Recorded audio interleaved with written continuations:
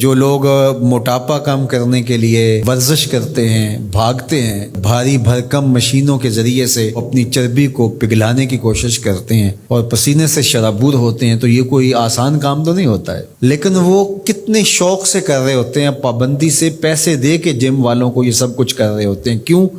کہ انہیں پتہ ہے کہ جسم کی فاضل چربی جو ہے اور اضافی مادہ جات جو ہیں وہ ختم ہو رہے ہیں اور میرا جسم توانا، چست اور تندرست ہو رہا ہے، تو وہ اس سختی کو پیسے دے کر بھی گوارا کرتے ہیں۔ اور ہمیں اگر یہ محسوس ہو جائے کہ یہ لوگوں کے تلخ رویے، لوگوں کی باتیں اور یہ آنے والی تکلیفیں، یہ بیماریاں، یہ سب کچھ ہمارے گناہ گھٹاتی ہیں، تو ہم تو پیسے دے کے لوگوں کو کہیں کہ لوگ ہمیں تنگ کریں اور ہمارے گناہ مٹ جائیں۔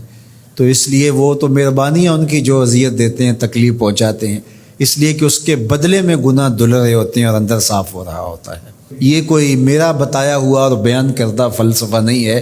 حضرت ابو سعید خدری اور حضرت ابو ہریرہ رضی اللہ تعالیٰ عنہ وہ فرماتے ہیں ہم نے حضور سے سنا کہ مومن کو جو تکلیف، بیماری، پریشانی، صدمہ، دکھ، اذیت پہنچتی ہے، اللہ اس کے بدلے میں اس کے گناہوں کو ختم کر دیتا ہے۔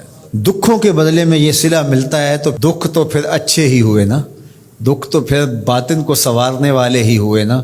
تو میاں صاحب نے تبھی تو کہا تھا کہ دکھ قبول محمد بخشا، راضی رہن پیارے۔ اگر اس کی رضا نصیب ہوتی ہے اور گناہ دھلتے ہیں تو پھر دکھ بھی قابل قبول ہے، اذیت بھی قابل قبول ہے۔ قال النبی صلی اللہ علیہ وآلہ وسلم من یرد اللہ بہ خیرا یصب منہ، اللہ جس شخص کی بھلائی کا ارادہ کرتا ہے اس کو مشکلوں میں، تکلیفوں میں مبتلا کر دیتا ہے۔ ایک تو حدیث آپ نے یہ بھی سنی ہوئی نا کہ اللہ جس شخص کی بھلائی کا ارادہ کرتا ہے اس کو دین میں فقاہت نصیب کر دیتا ہے۔ اور دوسری یہ روایت بھی صحیح بخاری کی ہے، اللہ جس شخص کی بھلائی کا ارادہ کرتا ہے اس کو تکلیفوں میں مبتلا کر دیتا ہے، دکھوں میں مبتلا کر دیتا ہے، اذیتوں میں مبتلا کر دیتا ہے، پریشانیاں اس کے اوپر نازل ہوتی ہیں، اذیتیں اس کے اوپر آتی ہیں۔ تو اللہ سے پیار کوئی سستا سودا تو ہے نہیں، سب سے بڑی نعمت ہے اس سے پیار کرنا۔ اور پھر وہ بندوں کو آزماتا ضرور ہے۔ میں اور آپ ہوتے کون ہیں؟ پیغمبروں کو آزمایا گیا ہے۔ حضرت ابراہیم علیہ السلام اللہ کے خلیل ہیں، خلیل کہتے ہیں گوڑے یار کو، لیکن آپ دیکھتے ہیں کہ جن آزمائشوں سے ان کو گزارا گیا ہم تو تصور بھی نہیں کر سکتے۔ بیٹے کی گردن پہ چھری رکھ کے ذبح کرنے کا کہا، یہ الگ بات ہے کہ بعد میں وہاں دمبا رکھ دیا گیا، لیکن انہوں نے تو چھری پھیر دی تھی بیٹے کی گردن پہ۔ یہ کوئی آسان کام ہے؟ جلتی ہوئی آگ میں چھلانگ لگا دینا یہ کوئی تماشا لب بام ہے؟ لیکن کر گزرے نا۔ یاری تیری سونا پر ازمیشاں تیریاں اگ، سونا پرکھیا جاوندا ہے نال اگاں دے لگ۔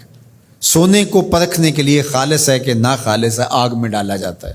تو زندگی میں جو تلخیاں، تکلیفیں، اذیتیں، پریشانیاں، دکھ، مصائب، آلام، کمزوریاں، محرومیاں، بیماریاں اور دقتیں، ٹینشنیں، پریشانیاں، اپنوں بیگانوں کی طرف سے پہنچائی جانے والی اذیتیں، لوگوں کے کھردرے رویے، سخت بے مروتیاں، بے وفائیاں اور موسموں کے تغیر و تبدل کی وجہ سے جو اثرات مرتب ہوتے ہیں اور ہماری معاشرتی ناہمواریوں کی وجہ سے جن تکلیفوں کو آئے روز ہمیں سہنا پڑتا ہے، گلی سے گزرتے ہوئے لوگوں کے رویے اور جو کچھ ہے، ان سب چیزوں کو آپ جو ہے وہ صبر کے ساتھ برداشت کرتے ہوئے آگے بڑھیں اور اپنا مطمع نظر اللہ کی رضا کو رکھیں گے تو اس کا لازمی نتیجہ یہ ہے کہ اللہ اس کے بدلے کے اندر آپ کو بہتر صلہ عطا فرمائے گا، بہتر اجر عطا کرے گا۔